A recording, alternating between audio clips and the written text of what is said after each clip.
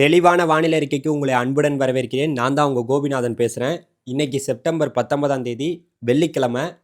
அடுத்தடுத்த நாட்களில் மழை எப்படி இருக்க போகுது, தமிழ்நாட்டில் வடகிழக்கு பருவமழை எப்போது தொடங்க போகுது, எல்லாத்தையும் பற்றி இந்த வீடியோவில் பார்க்க போகிறோம்.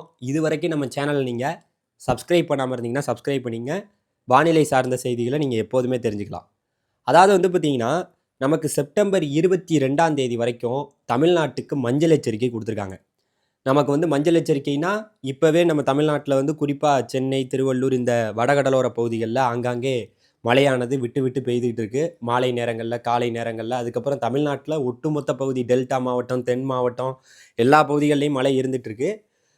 நமக்கு இந்த மாத இறுதியில் செப்டம்பர் 26, 27, 28 இந்த தேதி வாக்கில் நமக்கு ஒரு தீவிரமான ஒரு நிகழ்வு பார்த்திங்கன்னா உருவாகி, அது பார்த்திங்கன்னா வங்கக்கடல் பகுதிக்கு தொடர்ந்து பார்த்திங்கன்னா புவனேஸ்வர், அதாவது நமக்கு பார்த்திங்கன்னா மேற்குவங்க அந்த பக்கம், அதாவது ஒடிசா அந்த சைடில் பார்த்திங்கன்னா மிகப்பெரிய ஒரு பாதிப்பை ஏற்படுத்த போகுது. எப்போ? செப்டம்பர் 26, 27, 28. அப்போ தமிழ்நாட்டில் வடகிழக்கு பருவமழை எப்போது சார் தொடங்கும், எப்போ தொடங்க போகுது அப்படின்னு கேட்டிங்கன்னா, நமக்கு அக்டோபர், அதாவது முதல் வாரம் இல்லாட்டி 2வது வாரத்தில் தொடங்கும்.